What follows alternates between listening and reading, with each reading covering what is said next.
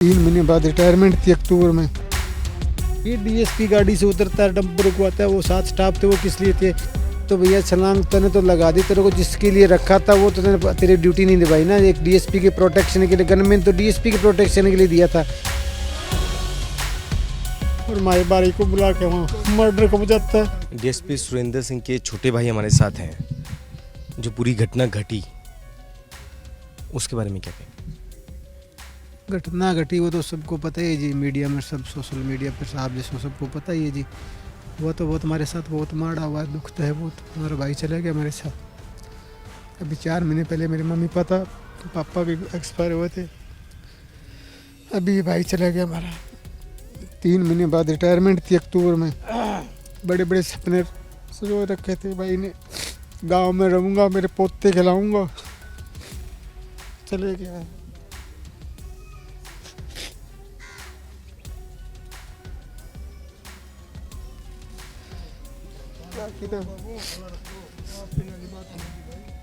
अशोक जी, हालात हम लोग समझ सकते हैं कैसे, कहाँ 3 महीने बाद जश्न होता, कहाँ 3 महीने पहले गम में डूब गया परिवार।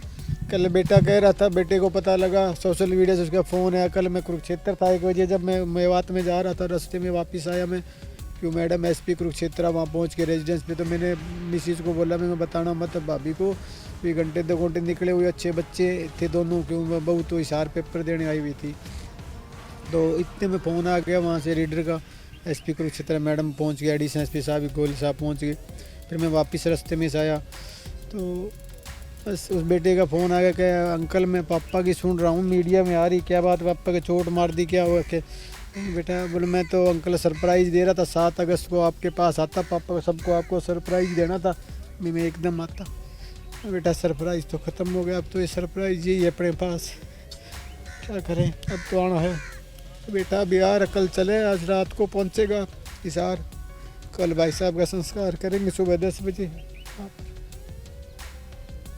बाकी तो क्या है, सरकार जो कर रही है अच्छा करे, हम तो सरकार से तो कोई शिकायत है नहीं। सीएम साहब ने एक लाइन में सारी बात कह दी, भी हम सुरेंद्र सिंह के परिवार के साथ खड़े हैं। तो प्रदेश का मुखिया अगर ये कहता है तो हमारे थोड़ा हौसला बंधा है। और सीएम साहब ने घोषणाएँ भी जो करी है, तो हमारे ऐसे चलो नौकरी में था, चलो अपनी दाल रोटी चल रही थी, पर जो इतनी हमारी इंसिडेंट बड़ा दुर्घटना हुई हमारे साथ, तो सरकार सीएम साहब उसका अपनी जो घोषणा करी उस पर जल्दी अमल करेगी, तो हमें थोड़ी वो दुख दर्द में थोड़ी और शांति मिलेगी, वरना तो हम जिंदगी भर ऐसे ही रोएंगे, क्या करें। हमने क्या किया, क्यों मैं कुरुक्षेत्र रहता हूँ भाई, मेरे पास मेरी बहुत अटैचमेंट थी ज़्यादा, मेरे को हर एक बात दफ्तर की ओर मेरे से शेयर करा करते।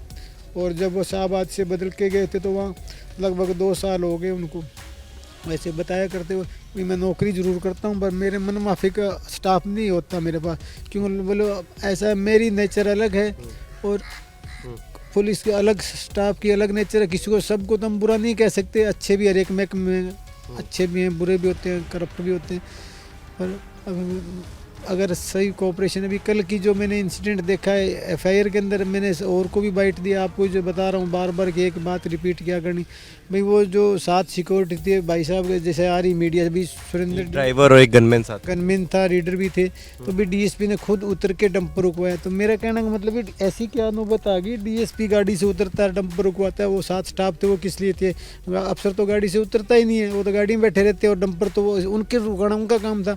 और भाई साहब तो नए थे वहाँ, क्यों 2 साल से पता नहीं होता, इतने परिचित हो नहीं सकते। जो लोकल स्टाफ था लगभग पोस्टिंग होती है वो लगभग वहीं के होते हैं, क्यों उनको तो फिर एक एक चीज़ की पता होता है कहाँ क्या हो। तो उन्होंने मान लो जैसे पैर में कह रहे, वो स्टाफ कह रहे हमने छलांग लगा दीजिए, और वो छलांग लगा नहीं सके। तो भैया छलांग तूने तो लगा दी, तेरे को जिसके लिए रखा था वो तो तेरी ड्यूटी नहीं निभाई ना। एक डीएसपी के प्रोटेक्शन के लिए, गनमैन तो डीएसपी के प्रोटेक्शन के लिए दिया था, नहीं कि छलांग लगाने के लिए दिया था। और मान लो डीएसपी के प्रोटेक्ट तू एफर्ट्स भी नहीं कर सका, तो क्या तू नौकरी के काबिल है? हम चलो उसका तो हम क्या किसी के क्यों, किसी उसके भी बच्चे हैं, हम क्यों उसकी रोजी रोटी की लात मारे। पर हमारे दुख तो बहुत है नहीं। देखो अगर एफर्ट्स करता तो हम भी सोचते भी बेचारे ने इसने एफर्ट्स किया, तो हमारे भाई की इतनी सांस थी, तो हमें दर्द नहीं होता। अभी इस चीज़ का दर्द, अभी कोई इतनी बड़ी साजिश नहीं थी कि हमारे भाई के पास फ़ोन आता है और हमारे भाई को बुला के वहाँ मर्डर को बजाता है। हमें इस चीज़ का दर्द है भाई, कोई साजिश तो नहीं, ईमानदारी का फल मिल गया है।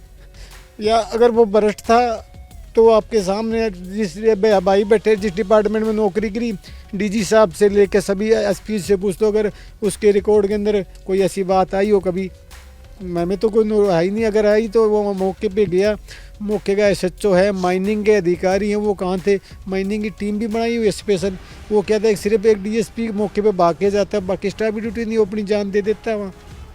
आपको ये पूरी घटना जो जैसे एफआईआर की कॉपी हमने भी पढ़ी है, पूरी घटना हमने भी सुनी है और वहाँ के जो लोकल लोग हैं, तो आपको इसमें कुछ साजिश नज़र आ रही है अपने भाई की?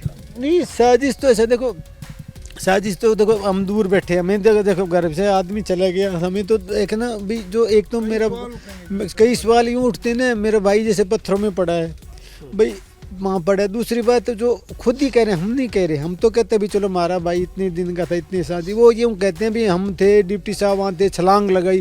भाई तू छलांग तेरे लिए लगा रहा है कि डीएसपी की जो नौकरी तेरे को उसकी सिक्योरिटी के लिए दी थी, अगर छलांग मान लो ये तो डीएसपी के साथ है, पुलिस की नौकरी है, बड़े बड़े अफसरों के, बड़े बड़े वीआईपीज़ के साथ होती है, तो अगर मान लो अगर ये ऐसे सिर्फ अभी हम हमारी जान बच्चे लोग, अफसर तो अफसरों के साथ ऐसे ऐसे गनमैन होते हैं, अपनी जान न्यौछावर कर देते हैं और अफसर को वीआईपीज़ को आंच नहीं आने देते, और वो अपनी छलांग लगा लेते हैं, एक अफसर की बलि दे देते हैं, तो ये भी जांच का विषय में तो डाउट है।